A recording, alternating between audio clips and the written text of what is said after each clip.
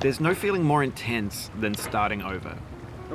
If you deleted your homework the day before it was due, as I have, or if you left your wallet at home and you have to go back after spending an hour in the commute.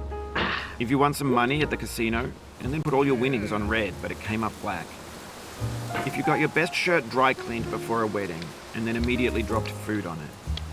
If you won an argument with a friend and then later discovered that they just returned to their original view.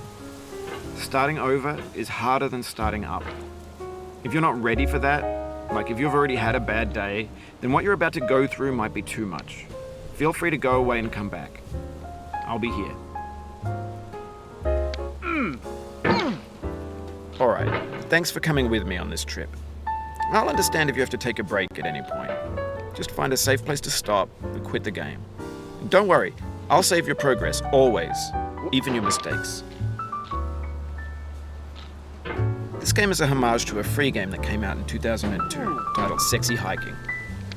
The author of that game was Jazzuo, a mysterious Czech designer who was known at the time as the father of B games. And B games are rough assemblages of found objects. Designers slap them together very quickly and freely, and they're often too rough and unfriendly to gain much of a following. They're built more for the joy of building them than as polished products. In a certain way, Sexy Hiking is the perfect embodiment of a B game.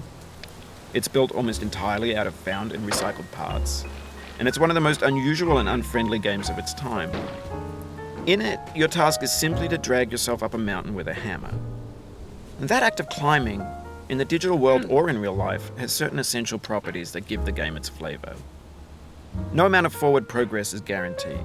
Some cliffs are too sheer or too slippery, and the player is constantly, unremittingly in danger of falling and losing everything.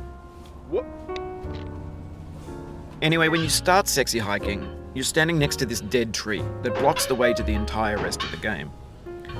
It might take you an hour to get over that tree, and a lot of people never got past it. You prod and you poke at it, exploring the limits of your reach and your strength, trying to find a way up and over. And there's a sense of truth in that lack of compromise.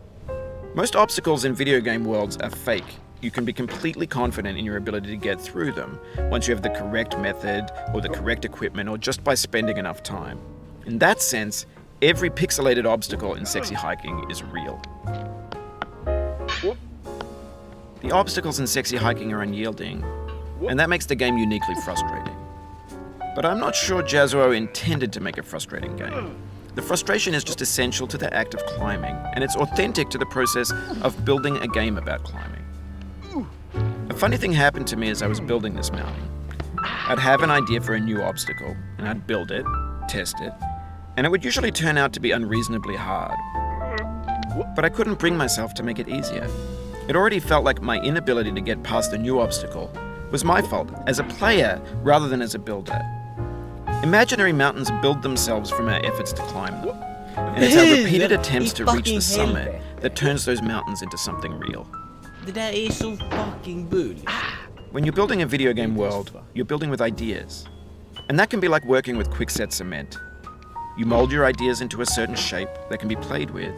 And in the process of playing with them, they begin to harden and set until they're immutable, like rock. And at that point, you can't change the world. Not without breaking it into pieces and starting fresh with new ideas. For years now, people have been predicting that games would soon be made out of prefabricated objects, bought in a store and assembled into a world. And for the most part, that hasn't happened, because the objects in the stores are trash. I don't mean they look bad or that they're badly made, although a lot of them are. I mean they're trash in the way that food becomes trash as soon as you put it in the sink. Things are made to be consumed and used in a certain context, and once the moment is gone, they transform into garbage. In the context of technology, those moments pass by in seconds. Over time, we've poured more and more refuse into this vast digital landfill that we call the internet.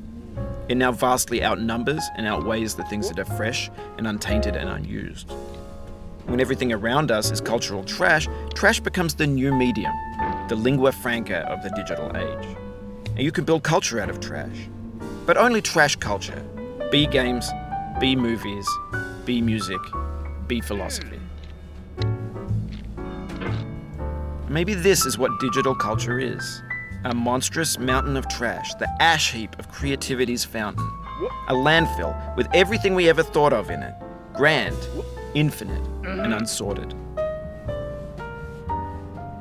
There's 3D models of breakfast, Gen X's fanfic novels, scan magazines, green screen Shia LaBeouf, banned snuff scenes on LiveLeak.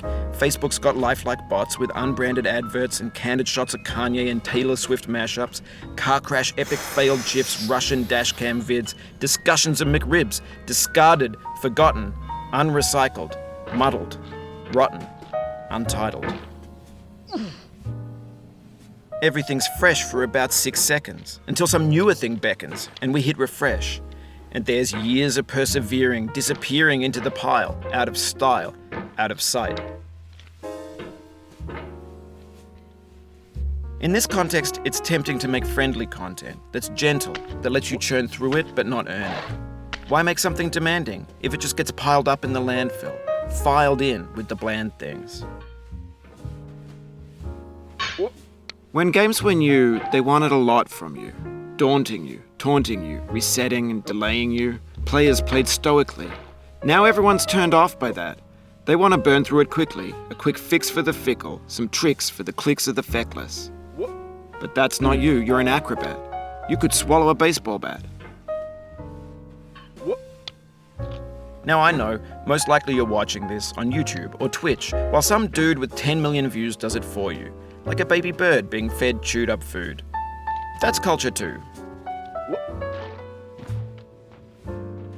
But on the off chance that you're playing this, what I'm saying is, trash is disposable, but maybe it doesn't have to be approachable.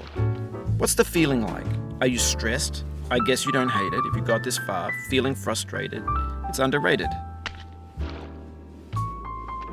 An orange is sweet, juicy fruit locked inside a bitter peel. That's not how I feel about a challenge. I only want the bitterness. It's coffee. It's grapefruit. It's licorice. It feels like we're closer now. Composer and climber, designer and user. You could have refused, but you didn't. There was something in you that was hidden, that chose to continue. It means a lot to me that you've come this far, endured this much. Every wisecrack, every insensitivity, every setback you've forgiven me is a kingly gift that you've given me. We have the same taste, you and I. It's not ambition, it's ambition's opposite. An obdurate mission to taste defeat. You'll feel bad if you win, so I put this snake in for you. Have you thought about who you are in this? Are you the man in the pot, Diogenes? Are you his hand? Are you the top of his hammer? I think not. Where your hand moves, the hammer may not follow, nor the man, nor the man's hand. In this you're his will, his intent, the embodied resolve in his uphill ascent. Now, you've conquered the ice cliff, the platforms, the church, and the rectory, the living room and the factory, the playground, the construction site, the granite rocks, and the lakeside. You've learned to hike. There's no way left to go but up, and in a moment I'll shut up. But let me say, I'm glad you came.